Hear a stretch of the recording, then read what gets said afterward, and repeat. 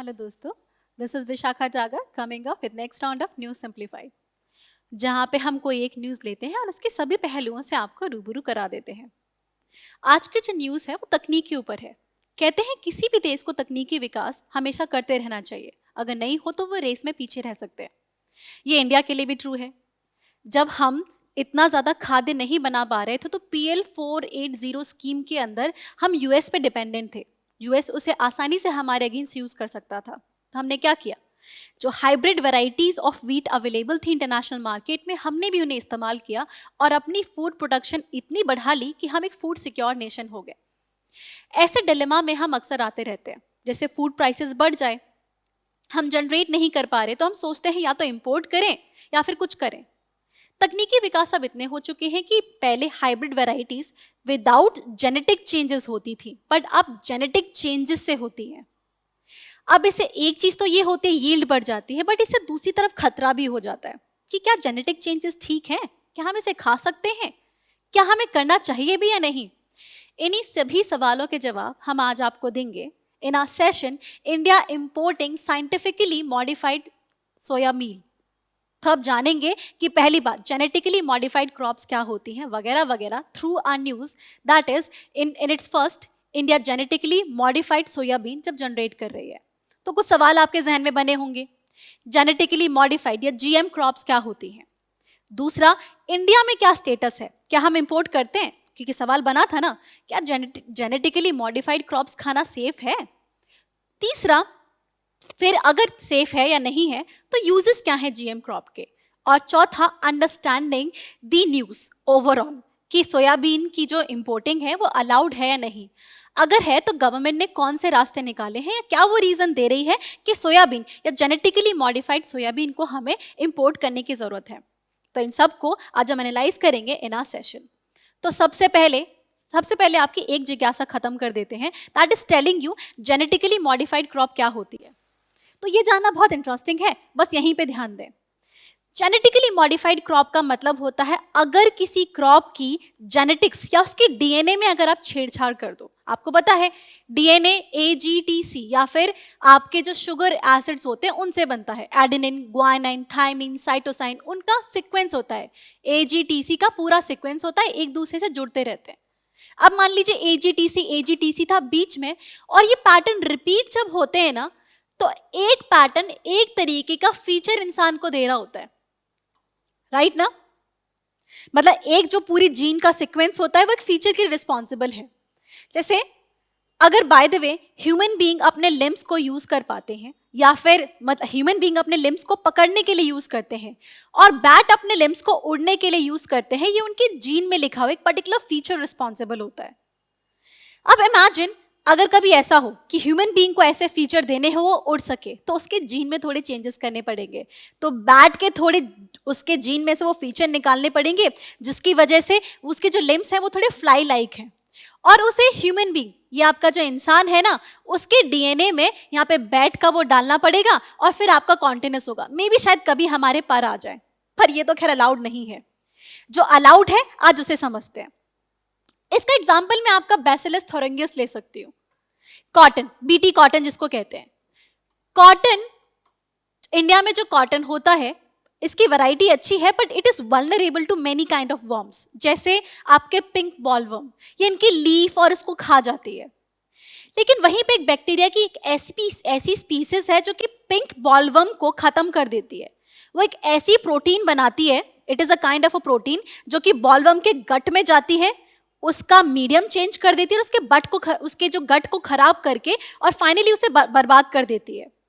जब साइंटिस्ट को ये पता चला कि जो बैक्टीरिया है ये नेचुरली कर सकता है, और ये नेचुरली कर पाता है बिकॉज इसके पास एक ऐसी जीन्स है जो कि रिस्पॉन्सिबल है एसिड को बनाने के लिए। ये क्रायोप्रोटीन बनाती है, राइट और ये क्रायोप्रोटीन क्या करती है, ये ऐसा एसिड मतलब जनरेट करती है जिसकी वजह से पिंक बॉलवर्म मर जाता है। तो साइंटिस्ट ने बोला क्यों ना हम इस जीन को इसकी जीन्स में डाल दें। इसकी जीन में डाली जा सकती है। अब इमेजिन कीजिए ये आपकी जीन है ओवरऑल BT कॉटन की, इसमें से हमने एक हिस्सा बैक्टीरियम का निकाला, ये ओवरऑल पूरे बीटी कॉटन है, वो अपने तरीके से काम करेगा, सिर्फ इसको उठा के यहां पे डाल दिया गया। तो बाकी सारे फीचर्स तो सेम रहेंगे, बट एक एक्स्ट्रा फीचर ऐड हो गया बैक्टीरियम का। You understand? तो हमने क्या किया, हमने बेसिकली हमारी जो वैरायटी ऑफ कॉटन है उसके डीएनए में चेंजेस कर दिए, तब्दीलियां कर दी हैं।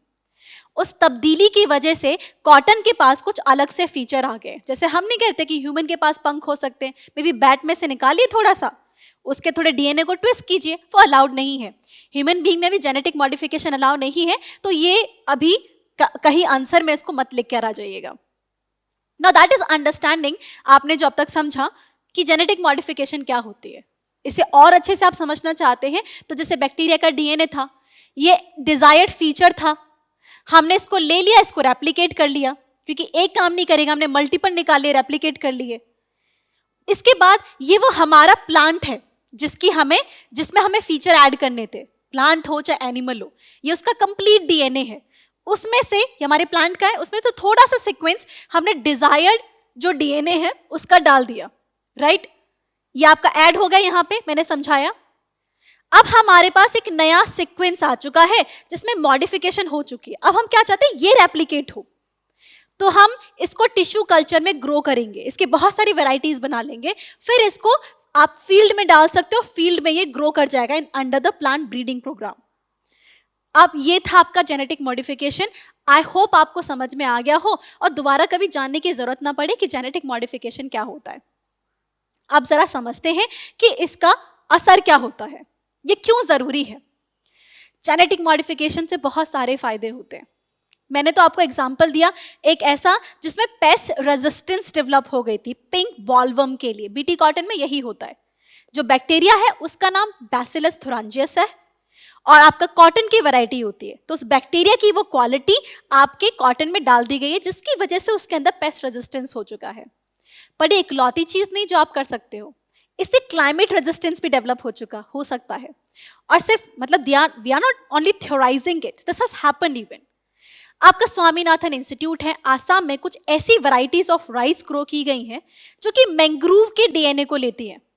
मैंग्रोव का डीएनए उन्होंने लिया, मैंग्रोव के अंदर नेचुरल सॉल्ट टॉलरेंट क्वालिटी होती है, उसकी कुछ ऐसी जीन्स हैं जो कि एक ऐसे फीचर्स जनरेट करती हैं मैंग्रोव के अंदर कि वो सॉल्ट को एक्सक्रीट कर पाता है, जिसकी वजह से और फ्लड को भी एक्सक्रीट कर पाता है कि ज्यादा पानी हो तो उसको बाहर निकलवा पाते हैं। उन डीएनए सीक्वेंस को पहले आइडेंटिफाई किया गया और मैंग्रोव से उन्हें एक्सट्रैक्ट किया गया और राइस में डाल दिया गया, जिसकी वजह से ऐसे राइस बन पा रहे हैं जो कि सॉल्ट टॉलरेंट भी हैं और साथ में ड्रॉट टॉलरेंट भी हैं, राइट? हम क्लाइमेट रेजिस्टेंस यहाँ पे इमेजिन कर पा रहे हैं। साथ में आप यील्ड भी बढ़ा सकते हो कि कोई ऐसा आम है जिसका टेस्ट तो बहुत अच्छा है बट ये पेड़ ना देता कम है, तो अगर आप ऐसे आम से उसको हाइब्रिड कर दो, यहाँ पे जेनेटिक मॉडिफिकेशन कर दो जो यील्ड अच्छा देता है, तो आपकी यील्ड बढ़ जाएगी, जिसका एग्जांपल बीटी कॉटन है। बीटी कॉटन की यील्ड बहुत कम थी पहले, बट बिकॉज ऑफ मॉडिफिकेशन अब इसकी यील्ड बहुत ज्यादा है। इंडिया के 97% जो बीटी कॉटन है वो आपका अब मॉडिफाइड है, जीएम के तरीके से होता है। इसके साथ it will increase the nutritional value as well. Example आपके ना गोल्डन राइस है जिसमें विटामिन ए जनरेट करने की क्वालिटीज डाली गई हैं जिससे विटामिन ए बढ़ जाता है। और देखा जाए तो इससे आपका फार्म की कॉस्ट भी कम हो सकती है बिकॉज पेस्टिसाइड का यूज कम हो जाता है। यस, इसके बाकी बेनिफिट हैं। According to report almost 776 million kg of pesticide कम यूज हुआ था, क्योंकि पेस्ट जो आपके पेस्टिसाइड होते हैं उनकी जरूरत कम पड़ जाती है। एग्जाम्पल बीटी कॉटन ही, अगर वो काम नेचुरली कॉटन खुद कर पा रहा है तो हमें पेस्टिसाइड डालने की जरूरत नहीं है। ये कहानी थोड़ी अलग जरूर है जो हम चैलेंजेस में जानेंगे, जब कहते हैं कि आफ्टर सम टाइम ये वियर ऑफ हो जाता है, उल्टा ज्यादा पेस्टिसाइड डालने पड़ जाते हैं। इसके साथ आपका बायोडाइवर्सिटी भी प्रोटेक्ट रहती है because 231 million hectare of land बच जाता है। कम लैंड पे आप ज्यादा पैदावार कर पा रहे हैं तो आपकी जमीन बच गई ना, वहां पे फॉरेस्ट रहने देंगे। और उसी के साथ फूड सिक्योरिटी देखा जाए तो एक्स्ट्रा जो आपका ओवरऑल 822 मिलियन टन्स ऑफ आपका various kind of products has been generated by this. तो ये फायदे हैं जीएम क्रॉप के, पर कहानी इतनी आसान नहीं है। जितना लुभावना ये आपको लगता है उतने ही चैलेंजेस इसके हैं, जिसमें सबसे बड़ी प्रॉब्लम आ जाती है health impact. Because very little is known कि जीएम क्रॉप्स का ह्यूमन बीइंग पे क्या असर पड़ता है. Supreme court was also frustrated with this. इसलिए एक कमिटी बैठी थी जिसमें बोल दिया गया कि ह्यूमन कंजम्पशन के लिए जीएम क्रॉप अभी इंडिया में नहीं आएगी जब तक रिसर्च आप नहीं कर लेते. साइंटिस्ट आर आल्सो वरीड, जो आपने बदलाव दिए हैं वो आप रखना तो अपनी क्रॉप के लिए चाहते हैं, बट दे में रन इनटू वाइल्ड. वो फीचर्स बाकी क्रॉप एक्वायर कर सकते हैं एंड देन अनकंट्रोल्ड प्रोलिफरेशन हो सकती है. ऐसे बुलवर्म या ऐसे इंसेक्ट भी होते हैं जो आपके लिए यूजफुल भी होते हैं, ये प्लांट उनको भी मारना शुरू कर देंगे. आपने बैक्टीरिया में सुना है ना, हार्मफुल बैक्टीरिया, बैड बैक्टीरिया होते हैं, गुड बैक्टीरिया भी होते हैं. ऐसे गुड इंसेक्ट्स भी होते हैं, उनको नुकसान हो सकता है. इसके एथिकल कंसर्न भी है. एनवायरमेंटलिस्ट कहते हैं कि आप नेचर पे छोड़ दीजिए, नेचर बेहतर जानती है अपना ध्यान रखना. आप जो चेंजेस कर रहे हैं वो उससे ज्यादा इंपैक्ट कर सकती है. इसी के साथ कहते हैं फार्मर की डिपेंडेंस बढ़ रही है इन चीजों पे. फार्मर की डिपेंडेंस इसलिए बढ़ रही है, एग्जाम्पल है आपका महाया को बीटी कॉटन लेकर आता है उसने, लेकिन इस तरीके की वैरायटी लाई कि नेक्स्ट टाइम आपको अगर अच्छी वैरायटी ऑफ सीड चाहिए तो महाको के पास ही जाना पड़ेगा.